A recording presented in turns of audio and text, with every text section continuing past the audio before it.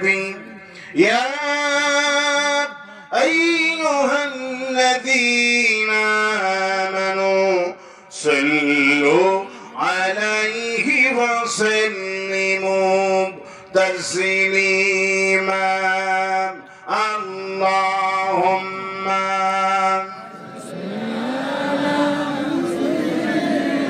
যারা দাঁড়িয়ে আছেন নবীর প্রতি দরুদ পড়ার সময় কেউ দাঁড়িয়ে থাকবে না, সবাই বসেন। বিশ্বনবীর সাথে দাঁড়িয়ে করা যাবে না, সবাই বসেন।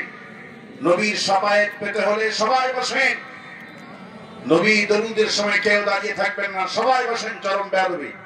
সবাই পড়েন আল্লাহুম্মা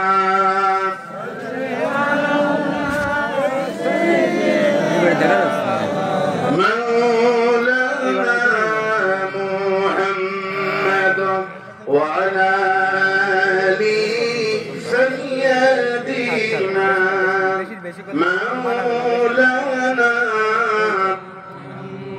بلغ العلا بكماله كشف الدجى بجماله حسنت جميع خصاله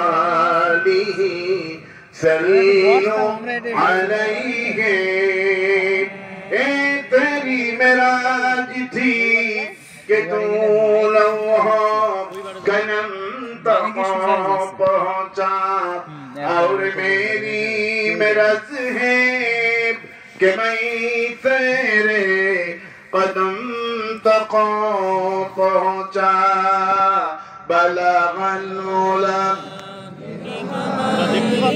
کشف الدجى بجماله حسنت جميع خصاله صلوا عليه আরবের বুকে মক্কার পরে আমিনার যে তাই ঘর খোদার করুণা কাউসার হয়ে ঝরেছে বারবার বালাগাল উলা بكماله كشف الدجى بجماله حسنت جميع خصاله صلوا عليه اللهم آمين ربنا ظلمنا أنفسنا وإن لم تغفر لنا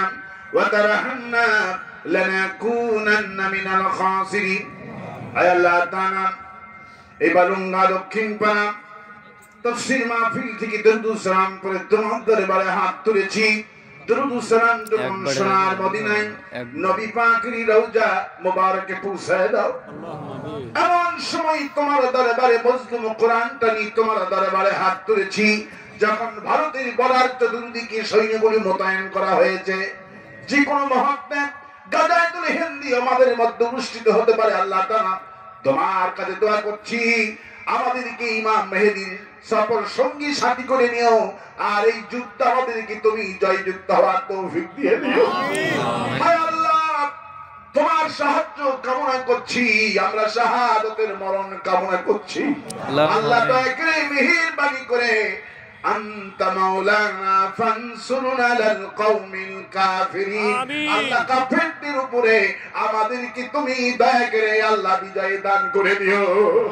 হায় আল্লাহ, মুনাজাত করতে মনে পড়ে গেল আমাদের কোরআনের পাখি শহীদ আল্লামা সাইদ হুজুর 50টি বছর ধরে তাফসীর করে হুজুর জালিমদের পতনটা চোখে দেখতে পারলেন না। হুজুর দুনিয়া থেকে বিদায় হয়ে গেছে। আল্লাহ হুজুরের কবরটা জান্নাতের বাগান বানায়া দিও। হুজুরকে যারা 13টা বছর ধরে কষ্ট দিয়েছে এই জালিমরা কেউ যেন তোমার গজব থেকে রেহাই না পায়। আগামী বাংলাদেশ থেকে আল্লাহ কোরআনের বাংলাদেশ বানায়া দিও। আগামীর পার্লামেন্ট খানাকে আল্লাহ কোরআনের পার্লামেন্ট বানায়া দিও, আর কোন জালিমকে ক্ষমতায় বসায়ও না। এই মাহফিলে আয়োজন যারা করলেন আর শোনার জন্য যারা এখানে জামায়াত হলো আমার হাফিজ ভাই সহ আল্লাহ সকলকে কঠিন কিয়ামতের দিনে এই মাহফিল আমাদের সকলের জন্য নাজাতের ওসিলা বানায় দাও আল্লাহ আমিন ইয়া करम तू आगर करे ओ बात दे जुबा को जो दिल पर वासर करे रब्बना तक़ब्बल मिन्ना इन्नका अंतस समीउल अलीम व तुब अलैना इन्नका अंतत तव्वाबुर रहीम सुब्हान रब्बिका रब्बिल इज्जति अम्मा यसिफून व सलामुन अलल मुरसलीन والحمد لله رب العالمين একটু জিকির করেন লা ইলাহা ইল্লাল্লাহ লা ইলাহা ইল্লাল্লাহ লা ইলাহা ইল্লাল্লাহ লা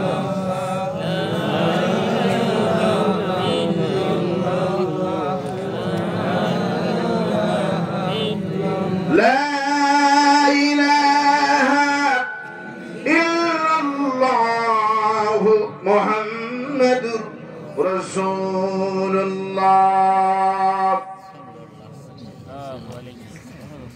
আমরা মহান আল্লাহ রব্বুল ইজ্জাতুল জালালের দরবারে লাখো কোটি শুকর আদায় করছি যিনি দয়া করে মেহেরবানি করে কোরআনে কারীম শোনার তৌফিক এনায়েত করেছেন সেই মনিবের দরবারে প্রাণ খুলে শুকর আদায় করছি সকলে পড়ছি আলহামদুলিল্লাহ আলহামদুলিল্লাহ সবাই পড়ছি রব্বানা লাকাল হামদ হামদান কাসীরান তাইয়্যিবান মুবারাকান ফীহি ইয়া রাব্বি লাকাল হামদু কামা ইয়ানবাগি বিজালালি ওয়াজহিকা وعظيم سلطانك اللهم آتي نفسي تقواها أنت وليها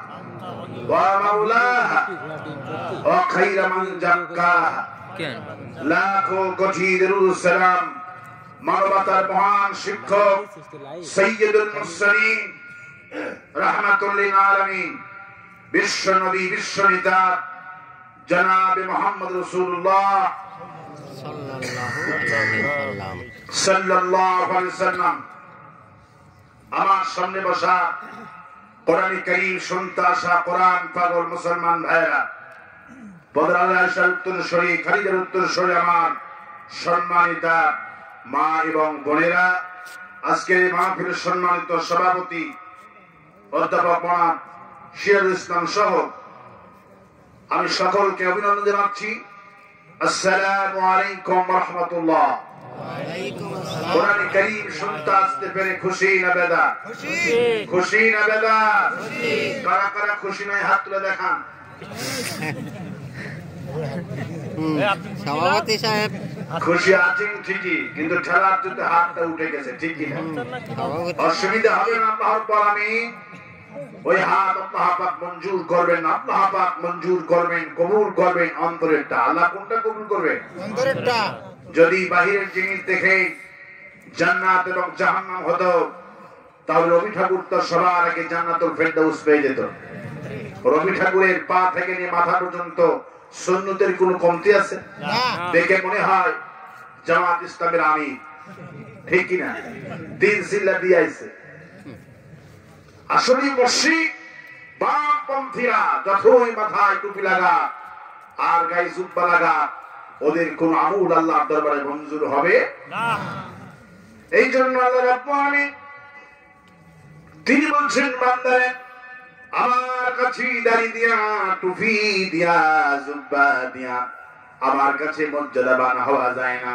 আমার কাছে মর্যাদা কেমনে হয় শোনো ইন্না আকরামাকুম ইনদাল্লাহি আতকাকুম যে ব্যক্তি কলিজার মধ্যে আমি রব্বকে বেশি ভয় করে চলবে ওই লোকটা বিশ্ব নবীর আত্মীয় হওয়া লাগবে না চাচা হওয়া লাগবে না আর ওই বিলালকে আশা চিন পর্যন্ত পৌঁছে দিব নবীর চাচা গুলি গেলেন জাহান্নামে আর বিলাল রাদিয়াল্লাহু তাআলা আনহু খাটো মানুষ, কালো মানুষ, নাকটা চারটা, চোখটা বাঁকা, জিহ্বাটা পোড়ানো।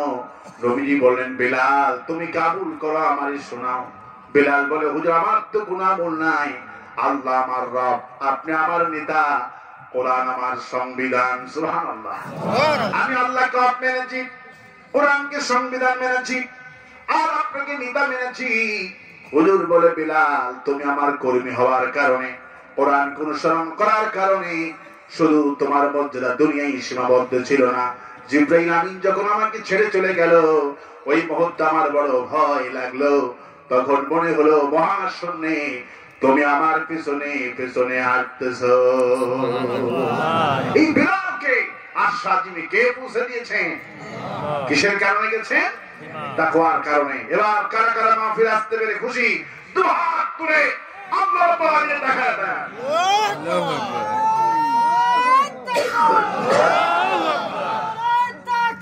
আল্লাহ আল কোরআনের আলো, আল হাদিসের আলো, আল্লাহ কবুল করুন বলে আমিন। আর আসতে বলি আমিন, আর আসতে বলি আমিন। কোরআন শুনতে এসেছি। কে শুনতে এসেছি? এই কোরআন কি জামাত ইসলামের কোরআন? সবাই বলেন, কোরআন কি জামাত ইসলামী? এই কোরআন কি বিএনপি? কোরআন কি তাবলীগ জামাতে? কোরআন কার? বলেন কোরআন কার? কোরআন হলেন আল্লাহ রাব্বুল আলামিনের। আল্লাহকে শুধু আমাদের একক না, আল্লাহ পাক সকলে। নবী করিম সাল্লাল্লাহু আলাইহি ওয়াসাল্লাম তিনি কি আমাদের একক নবী না সকলের নবী? সকলের নবী। এই জন্য বিশ্বকবি কবি সম্রাট আল্লামা ইকবাল রাহমাতুল্লাহ আলাইহি সুন্দর করে বলেন, হরমে পাক ভি আল্লাহ ভি কোরআন ভি এক, হরমে পাক ভি আল্লাহ ভি কোরআন ভি এক, কুসবুরি বাতি জোতে জো মুসলমান ভি এক। হে মুসলমান, তোমরা তো সকলেই বলো আল্লাহ আমাদের একটা, কোরআন আমাদের একটা। আল্লাহ যদি এক হয়, কোরআনটা যদি এক হয়, নবীটা যদি এক হয়, তাহলে ঘোষণা করো আমাদের দলও হবে একটা। সেই দলের নাম কি? ইসলাম। আল্লাহ পাক বলেন, ফাগাইরা দীনিল্লাহি ইয়াবগুন ওয়া লাহু আসলামা মান ফিস সামাওয়াতি ওয়াল আরদি তাওআন ওয়া কারহান ওয়া ইলাইহি তুরজাউন। ওই রব্বুল আলামিন আফাগাইরা দীনিল্লাহি ইয়াবগুন, আমি আমার বদলে অন্য দল বানাও। আমি তোমাদেরকে যেই দল করতে বলেছি সেই দল তোমাদের ভালো লাগে না। বর্তমান বাংলাদেশে ইসলামী দল হলো ৮০টি। কয়টা? ৮০টি। ইসলামী দল হলো ৮০টি। তাবলীগ জামাতে ২ গ্রুপ, ৭ গ্রুপ আর কি গ্রুপ? জুবাইর গ্রুপ। কয়টা গ্রুপ? তাবলীগ জামাতে ২ গ্রুপ। তারপরে কওমি দেওবন্দে এদের হলো ২০টা গ্রুপ। কয়টা গ্রুপ? মামুল হকের একটা দল, তারপর চরমনাইসির একটা দল, ইবাদত একটা দল, তারপরে মুফতামির একটা দল, মুফতি ইজহারের একটা দল। এইরকম করতে করতে ২০টি দল। পীরের তো কোনো অভাব নাই। তাবলীগ জামাতে ২ গ্রুপ। গত জুমায় বাইতুল মুকাররমে মারামারি লেগে গেল ২ গ্রুপে, মসজিদ রক্তাক্ত হয়ে গেল। ২ দলই ইজতেমা করতে চায়। তাহলে আল্লাহ পাক বলছেন, হরমে পাক ভি আল্লাহ ভি কোরআন ভি এক, কুসবুরি বাতি জোতে জো মুসলমান ভি এক। হে মুসলমান, আমি আমার কোরআনে আমার নবীটাও এক, তাহলে দলও হবে এক। বর্তমান বাংলাদেশে একটা দলে কোনো গ্রুপিং নাই। সেই দলের নাম কি? সেই দলের নাম কি? একটা দলে কোনো গ্রুপিং নাই। আর বাদ বাকি সব দলে গ্রুপিং, ডবল ডবল। আসলে দল হতে হবে একটা। দল কয়টা হতে হবে? একটা হতে হবে, সেটা হলো কোরআনের দল। সেই দলের নাম কি? তাহলে আমরা সেই দল করতে রাজি আছি? আমরা সেই দল করব। আমরা সেই দল করার জন্য এখানে এসেছি। যদি কোরআন কারীমের দল যদি না করি, এই তাফসীর শুনে কোনো ফায়দা হবে না।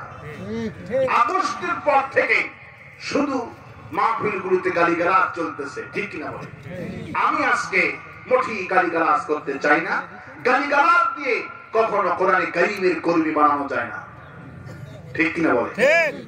গালিগালাজ দিয়ে কখনো ইসলাম আন্দোলনের কর্মী বানানো যায় না।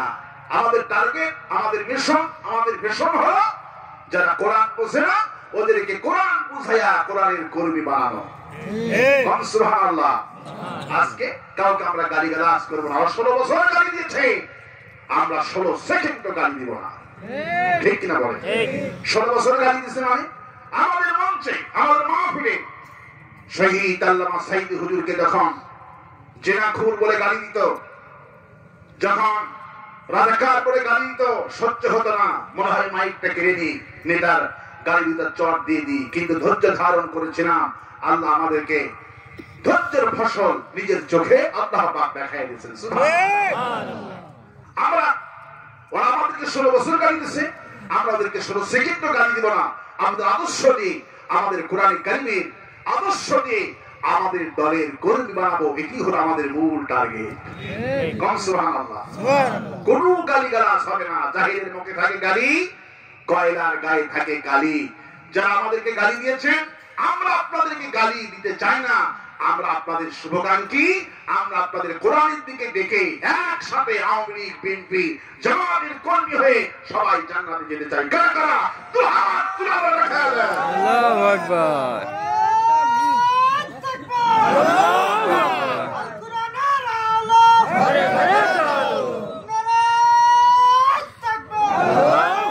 এই জন্য আমাদেরকে কোরআন বুঝতে হবে। কি করতে হবে?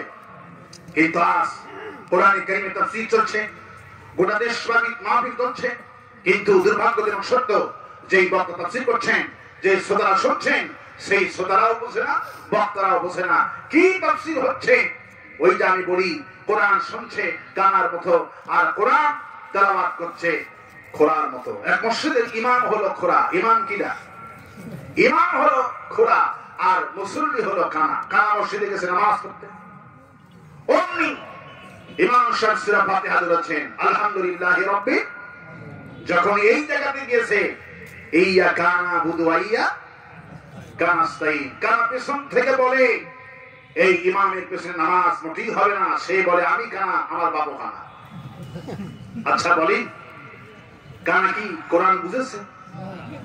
ইয়াকা নাবুদু ওয়া ইয়াকা নাস্তাইন অর্থ কি? তুই কানা, তোর বাবু কানা। কানা পেছন থেকে এসে মুসল্লিকে বলছে, ওই মসজিদের ইমাম চেঞ্জ না হওয়া পর্যন্ত আমি মোটেই মসজিদে যাব না। কেন ভাই? বলে ও বেটা আমার দেখতেই পারে না। কি বলে? তুই কানা, তোর বাপ কানা। সভাপতি সাহেব বলল, ঠিক আছে তুমি এসো, আমরা দেখছি। সাবার একদিন চলে গেল নামাজ পড়তে। কারণ সিদ্ধান্ত নিয়েছে, আজ যদি এই ইমাম বেটা আমাকে গালিগালাজ করে, মোটেই নামাজ পড়বো না। আমি তাকে আচ্ছা মতো নামাজের মধ্যে পিটবো। কি করবো? পেটানি দিব। কিন্তু বলেন তো, সূরাতুল ফাতিহা দ্বারা কি নামাজ হবে? হবে? নামাজ হবে না। এবার প্রথম রাকাতটা শেষ করেছে, কেন চিন্তা করছেন এইবার যদি বেটা আমাকে গালি দেয়, নামাজ তো পড়বই না, নামাজের মধ্যে জুত করবো। এবার যখনই বলছে ইয়াকা নাবুদু ওয়া ইয়াকা নাস্তাইন, তখনই কার নামাজ ছেড়ে দিয়ে আচ্ছা মতো ইমামকে, খোরা ইমামকে মারে আর খোরা বানাইছে। ইমাম সাহেব মারে চুটি চিৎকার মারছে। মসজিদ কমিটির সভাপতিরা সবাই কিসের নামাজ? কানার খোরাকে নিয়ে তারা এক জায়গায় মিটিং এ বসে গেলেন। ইশারের সময় একটা খুব বড় আলেম কানা হলো, আলেমকে এনে মীমাংসা বৈঠক হচ্ছে।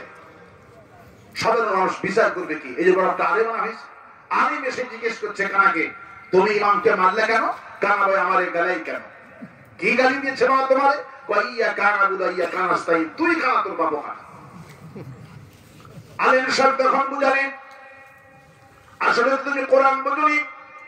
ইয়াকা নাবুদু ওয়া ইয়াকা নাস্তাইন নাস্তাঈন। কেবলমাত্র তোমারই গোলামি করি আর কেবলমাত্র তোমার কাছে সাহায্য চাই। অর্থটা হলো এটা। এবার খোড়াকে জিজ্ঞেস করো, খোড়া তুই কেন গালিগালাজ করছিস বল। খোড়াও বেটা কোরআন পড়ে কিন্তু সে বোঝে না। খোড়া বলছে আমার কি দোষ, আল্লাহ নিজেই কানাকে দেখতে পারে না। বলি যেই বেটা কোরআন পড়ে এই বেটা কি কোরআন বুঝছে? অবস্থা আজকে আমাদের কানা কোরআন মতো হয়ে গেছে দেশে। প্রতিটা দিন তাফসীর মাহফিল হচ্ছে, প্রতিটা দিন তাফসীর মাহফিল হচ্ছে। যেই বক্তারা তাফসীর করছেন বক্তাও কোরআন বোঝে না, আর যে শোনে তারাও কোরআন বোঝে না। আজকে আমাদের কোরআন বুঝতে হবে। কোরআন যদি বুঝতাম, প্রধানমন্ত্রী শেখ হাসিনা সাবেক প্রধানমন্ত্রী, অনেকে প্রশ্ন করা হলো কোরআন কতটুকু পড়েন দিনে? উনি বলল মাসে আমি 1 খতম কোরআন মারি। নারায়ণগঞ্জের শামীম ওসমানকে বলা হলো তাহাজ্জুদ পড়েন নাকি? কয় দৈনিক 70 রাকাত তাহাজ্জুদ পড়ি। ঠিক না? এই কথা মিথ্যা না সত্য? মিথ্যা না সত্য? কোরআন পড়ে, নামাজ পড়ে, তাহাজ্জুদ পড়ে, কোরআন শরীফ খতম করে, কিন্তু যার কোরআন তাফসীর শুনে হিন্দু কালের উপরে মুসলমান হয়েছে তাকে জেলখানায় বন্দী করে। আরো আসতে কোন ঠিক? আরো আসতে কোন ঠিক? কোরআন প্রধানমন্ত্রী যেভাবে তেলাওয়াত করত, আওয়ামী লীগের লোকেরা যেভাবে কোরআন পড়ে, আমি বিশ্বাস করি তারা কোরআন পড়ে, কোরআন তেলাওয়াত করে, কিন্তু কোরআন যদি বুঝতো, কোরআন অর্থ যদি বুঝতো, কোরআনের তাফসীর কারক জেলখানায় থাকতো না। আরো আসতে কোন ঠিক? আরো আসতে কোন ঠিক? সেই রব্বুল আলামিন বলছেন নবীজি, নবীজি কখনো ভয় পাবেন না, কখনো হতাশাগ্রস্ত হয়ে যাবেন না। আমার আইন এই সারা পৃথিবী চলছে, সমস্ত পৃথিবী কার আইন মানছে। আল্লাহ বলছেন বান্দারে যা দেখো আর যা দেখো না সবগুলি আমার আইন মানে। আল্লাহ পাকে বুঝাচ্ছেন নাকি জাহান্নাম দিবেন না? আল্লাহ কি বান্দাদেরকে বুঝাচ্ছেন বান্দারা আফা গায়রা দীনিল্লাহি মানে কত বড় সে ওয়ালাহু আসলামা মান ফিস সামাওয়াতি ওয়াল আরদি তাওআন ওয়া কারহা। বান্দারে যা দেখো আর যা দেখো না তাম পৃথিবীর মধ্যখানে সবগুলি আমার আইন মেনে চলে। আল্লাহ পাক বলছেন আমার আইন কেমন করে মানলো দেখো। নমরুদরা যখন ইব্রাহিম আলাইহিস সালামকে অগ্নিকুণ্ডের মধ্যে নিক্ষেপ করে দিলেন, ক্বালু হাররিকুহু ওয়ানসুরু আলিহাতাকুম, ইব্রাহিমকে আগুনে পোড়ানো হবে। আমার জাতির পিতাকে যখন আগুনে পোড়ানো হলো, যখন আগুনে ফেলানো হলো, আল্লাহ পাক নোটিশ করলেন কুল্লা ইয়া নারু কুনি বারদান ওয়া সালামান আলা ইব্রাহিম। হে আগুন, আমার ইব্রাহিমকে আগুনে পুড়াচ্ছেন নমরুদ বেটা, আমি তোকে হুকুম করছি ওয়া সালামান আলা ইব্রাহিম, আমার ইব্রাহিমের জন্য নিরাপত্তা আরামদায়ক ঠান্ডা হয়ে যা। আগুন কথা শুনছে না শোনে নাই? শুনছে না শোনে নাই? সঙ্গে সঙ্গে ইবনে কাসির বললেন 3 কিলোমিটার বেগে আগুন জ্বালানো কুণ্ডটি ফুলের বাগান হয়ে গেল। বিশ্বকবি কবি সম্রাট আল্লামা ইকবাল বললেন আজ ভি হো জো ইব্রাহিম কা ইমাম পয়দা, আজ ভি হো জো ইব্রাহিম কা ইমাম পয়দা, এক কর সকতি है এক আন্দাজে গুলিস্তা পয়দা। ইব্রাহিমের ঈমান যদি আজও থাকে কোন দেশে কোন মুসলমানদের অটল, অগ্নিকুণ্ডকে সে আল্লাহ ফুলের বাগান বানাইতে পারে। সে আল্লাহ আছে না নাই? আছে না নাই? আল্লাহ পাক বলছেন তোমরা শুধু আমার দল বাদ দিয়ে অন্য দল করো, অথচ চাঁদ সূর্য রাত আর দিন যা দেখো লাশ-শামসু ইয়ানবাগী লাহা আন তুদরিকাল কমারা ওয়ালাল লাইলু সাবিকুন নাহার ওয়া কুল্লুন ফি ফালাকি ইয়াসবাহুন। এই মাইক আওয়াজ কি বলে বাবা, আওয়াজ দাও না। আমার আল্লাহ পাক বলছেন, যা দেখো চাঁদগুলি আমার আইন মানছে, সূর্যগুলি আমার আইন মানছে, রাত আর দিন যা দেখো সবগুলি আমার আইন মানছে। আল্লাহ পাক বলছেন, চাঁদের জায়গাতে কখনো সূর্য ওঠে না, সূর্যের জায়গাতে কখনো চাঁদ ওঠে না, রাতের বেলায় কখনো দিন হয় না, দিনের জায়গায় কখনো চাঁদ ওঠে না। যা দেখো আর যা দেখো না সবগুলি আমার আইন মানছে, শুধু তোমরা আমার আইন মানছো না। আল্লাহ পাক আফসোস করে বলছেন, কুতিলাল ইনসানু মা আকফারা, ধ্বংস হয়ে যা তোরা। তোদের মতো অকৃতজ্ঞ বান্দা এই পৃথিবীতে একটাও নাই, তোদের মতো অকৃতজ্ঞ বান্দার কেউ নাই। তোর খাওয়ার যখন প্রয়োজন হলো ছোটকালে, যখন মায়ের তার দুধ যখন ছেড়লি আর মা স্তনে দুধ শুকে গেল, আমি তোর শক্ত খাবার প্রয়োজন হলো বান্দা, আমি তোর মুখে আমি আল্লাহ দাঁত উঠাইয়া দিলাম। কিন্তু সেই দাঁত যখন হলো আর দাঁত যখন করে ইন্দুরের গর্তের কাছে গেল, ইঁদুর মামা তোমার চিকন চিকন দাঁত আমার দাও, আমার মোটা দাঁতটা দিলাম, ঠিক কিনা বলে? ইঁদুরের গর্তের কাছে গিয়ে সব বন্ধ করে এই কামটা কিন্তু আগেকার লোকের সবাই করছে, ঠিক কিনা বলে? আল্লাহ কয় দাঁতটা আমি দিলাম, দাঁত কে দিয়েছে? আল্লাহ বলছেন দাঁত আমি দিলাম। কুতিলাল ইনসানু মা আকফারা, ধ্বংস হয়ে যা তোরা। তোদের মতো কৃতজ্ঞ এই পৃথিবীতে আর কে নাই। একটা কুকুরকে যদি একটা রুটি দেন, কুকুর 3 দিন আপনার বাড়ি পাহারা দেবে। 3 দিন যদি বাড়ির সামনে কোন কুকুরকে যদি রুটি দিতে পারেন, কুকুর সারাটা জীবন আপনার বাড়ি পাহারা দেবে। কুকুর মুনাফিকি করবে না, মালিকের হুকুম অমান্য করবে না, সজ্জাতুনি করবে না। মানুষ আল্লাহ পাকের নেমখারামি করছে। আল্লাহ পাক বলছেন, কুত্তার চাইতে উলাইকা কাল আনআম বাল হুম আদল, কুকুরের চাইতে নিকৃষ্ট মানুষগুলি, ঠিক কিনা বলে? আল্লাহ খেয়ে মানুষের দলের স্লোগান দিচ্ছে। আরে পুরা বাবা, দল করতে হবে কার? কার দল করবো? আল্লাহ পাক বলছেন, বান্দা আমার দল করতে হবে। আর দল করার জন্য কোরআনটা বুঝতে হবে। নবী করিম সাল্লাল্লাহু আলাইহি সাল্লামকে আল্লাহ রাব্বুল আলামিন এত সুন্দর কোরআন শরীফ দান করেছেন যে কোরআনটা আমাদের কাছে বদ্ধমূল আছে। নবী যখন কোরআনটা নাজিল হয়ে গেল, লোকেরা তখন বললেন কোরআনটা দিয়ে কি লাভ হবে? আল্লাহ পাক বলছেন, মা আনজালনা আলাইকাল কুরআনা লিতাশকা, হে নবীদেরকে বলো যে কোরআন আমার নাজিল করা হয়েছে, এই কোরআন যদি আমি তেলাওয়াত করি আইন মানে, আল্লাহ পাক বলছেন কোরআন যারা পড়বে এরা দুনিয়ার মধ্যে হিরো হবে। কোরআন তোমাকে দুর্ভোগ পাবে না, হতবাকা করে দিবে না। কোরআন যারা পড়বে, কোরআন যারা শুনবে, এদের ঈমান বাড়তে থাকবে, দুনিয়া সম্মানিত, আখিরাত সম্মানিত হয়ে যাবে। কোন সুবহানাল্লাহ। ওয়াল কুরআনিল মাজিদ, বান্দারে আমি আল্লাহ কসম করছি এই কোরআন হলো অত্যন্ত মর্যাদাপূর্ণ কোরআন। যে শেখে তার মর্যাদা আমি আল্লাহ বাড়াই দিই। কোন সুবহানাল্লাহ। ওয়া উসমান রাদিয়াল্লাহু তাআলা আনহু قال رسول الله صلى الله عليه وسلم خيركم من تعلم القرآن وعلمه। রাসূল বলেন এই পৃথিবীতে সর্বোত্তম ব্যক্তি হলো সেই ব্যক্তি যে কোরআন শরীফ পড়ে, কোরআন শরীফ শিখায়। এই ব্যক্তি হলো এই দুনিয়ার মধ্যে শ্রেষ্ঠ ব্যক্তি। কিন্তু বিগত 16 বছর 1 নম্বর দাম ছিল মুক্তিযোদ্ধার। কিসের দাম ছিল? মুক্তিযোদ্ধার। কথা বলে আনন্দের কোন দাম ছিল না, শুধু দাম কার? মুক্তিযোদ্ধাদের। বলেন তো রাসূলের হাদিস, খায়রুকুম মান তাআল্লামাল কুরআনা ওয়া আল্লামাহু।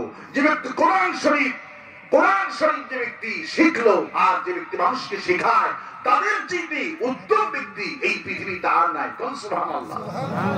আল্লাহ পাক বলেন, নবী আমি যে আপনাকে কোরআন দিয়েছি, এই কোরআন শুধু তেলাওয়াত করবেন না, আফালা ইয়াতাদাব্বারুনাল কুরআনা আম আলা কুলুবিন আকফালুহা।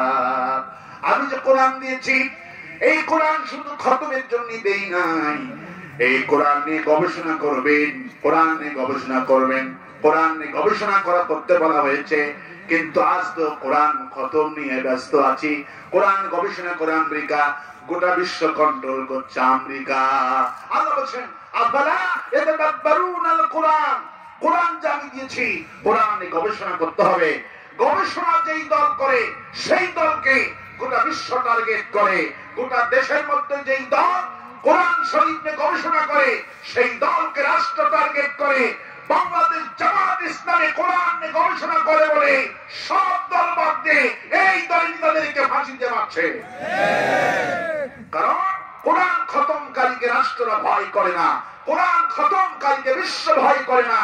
কোরআন গবেষণা করে যেই দল, এই দলের কর্মী যদি রিক্সা চালক হয়, আর এই রিক্সা চালক যদি 10 জন এক জায়গায় বসে কোরআন গবেষণার কাজ করে, পুলিশ তাদেরকে জঙ্গি বলে ধরে নিয়ে গেছে। আমার মাহফিলে 1 কোটি লোক হলো, সরকার চায় রাষ্ট্র ইহুদি খ্রিস্টান গুলি ভয় কাদেরকে করেন? 1 কোটি মানুষ মাহফিলে হলো, এদেরকে কোনো ভয় করে না। ভয় তো তাদেরকেই করে যারা কোরআন গবেষণা করে, কোরআন নিয়ে রাষ্ট্র পরিচালনা করতে চায়। আল্লাহ পাক বলেন আফালা ইয়াতাদাব্বারুনাল কুরআন আম আলা কুলুবিন আকফালুহা। হে নবী, কি খবর তোমাদের অন্তরের তালা মারলো কে? কেন কোরআন নিয়ে গবেষণা করছো না? কেন কোরআন খতম করছো? কেমন পর্যন্ত কোরআন খতম করলে এই দেশের মানুষের ভাগ্যের পরিবর্তন হবে না। কোরআন পার্লামেন্টে নিয়ে গবেষণা করতে হবে। চুরি করলে হাত কাটতে হবে, কারেন আল্লাহ বলেন, কারেন চুরি করলে হাত কাটা লাগবে। একটা হাফিজ কোরআন, একটা আলিম, একটা মুফাসসির কতবার চুরি করলে হাত কাটা লাগবে, এই আয়াতটা কতবার পড়ছে, কিন্তু তিনি তো এই আয়াতকে নিয়ে গবেষণা করছে না, এই আয়াতকে নিয়ে চিন্তা ভাবনা করছে না। সেই দল চুরি করলে হাত কাটা লাগবে, গবেষণা যারা করে, মানুষকে যারা বুঝায়, তারাই হলো রাষ্ট্রের টার্গেট। আর আসতে কম ঠিক, আর আসতে কম ঠিক। রাসূলুল্লাহ বলেন, বুখারী শরীফে এসেছেন, কোরআন খতম করলে আল্লাহ প্রতি অক্ষরে 10টি করে নেকি দিবেন। কিন্তু যদি কোন মানুষ কোরআন গবেষণা করেন, 1 সেকেন্ড 1 মিনিট কোন মজলিসে যদি কোরআন গবেষণা হয়, ওই মজলিসের দামটা এত বেশি হয়ে যায়। 1 মিনিট কোরআন গবেষণা করে যে সওয়াব কিয়ামত পর্যন্ত সিজদায় দিলে যে সওয়াব হবে, 1 ঘন্টা কোরআন গবেষণা করলে সেই সওয়াব আল্লাহ আমলনামায় দিয়ে দিবে। কিন্তু আজকে কোরআন গবেষণা কারা করে? আমার দেশে একটা দল আছে, ছাত্র সংগঠনের দল আছে, আবার মুরব্বিদের দল আছে। এই 2 দল কোরআন গবেষণা করে। প্রতিদিন কোরআন বুঝে পড়েছো কিনা রিপোর্ট বইয়ে লিখতে হয়। আর আসতে কোন ঠিক, কোরআন গবেষণা করতে আল্লাহ বলেছেন, কারণ কোরআন গবেষণা ছাড়া এই দেশের মানুষের ভাগ্যের পরিবর্তন হবে না। যতই চিন্তা ইসলাম যারা চায়, কোরআনের শাসন যারা চায়, হাসিনা 16 বছর কোরআনের শাসন যারা চেয়েছিল, চুরি করা হাত কাটা আইন যারা চেয়েছিল, এদেরকে শহীদ করে হত্যা করে আল্লাহর জমিনে শান্তি প্রতিষ্ঠা করতে চেয়েছিল। কিন্তু ইসলামী দলকে শহীদ করে, কোরআন যারা গবেষণা করে এদেরকে শহীদ করে দেশে শান্তি আনা সম্ভব নয়। আমি দৃষ্টান্ত এভাবে দিই। একটা লোকের একটা ছেলের নাম হলো ইসলাম। ছেলের নাম কি? ইসলাম। বাড়ি হলো বেনাপোলে, লেখাপড়া করে যশোরে। এই ইসলাম লেখাপড়ার জন্য একটা বাড়ি ভাড়া নিয়েছে, 5 তলা বাড়ি। হঠাৎ করে বাড়ির থেকে নামছে নিচে মার্গে, একটা মেয়ের সঙ্গে দেখা হয়ে গেল। মেয়ে বললো, ভাইয়া তোর এত সুন্দর চেহারা, তোমার নাম কি গো? বললো, আমার নাম হলো ইসলাম। নাম কি? আমার নাম ইসলাম। মেয়ে বললো, আমার নাম হলো শান্তি। আমার নাম কি? আমার নাম হলো শান্তি। ইসলাম বলল, আচ্ছা আর কিছু? বলবে? বললো না, কিছু বলবো না, আমি হলাম এই বাড়িওয়ালা একমাত্র মেয়ে। ভাইয়া একটু তোমার নম্বর দেওয়া যাবে, সেটা নম্বর দিয়ে দিলে।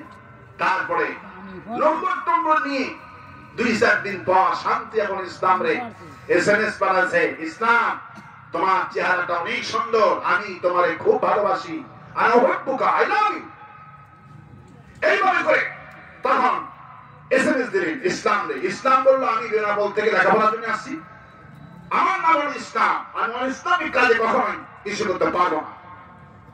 শান্তি বললো, আমি তোমার সত্যি ভালোবাসি, আমি একমাত্র মেয়ে, আমার সাথে প্রেম করে তোমার সমস্যা কোথায়? তুমি তো টাকার জন্য লেখাপড়া করতেছো, চাকরি করবো, টাকা কামাই করবো, আর আমার সাথে যদি বিবাহ হয়ে যায় এই বিশাল বড় বাড়ির মালিক হয়ে যাবে। ইসলাম বললো না, আমার নাম ইসলাম, আমি ইসলামিক কাজে কিছুতেই যোগদান করতে পারবো না।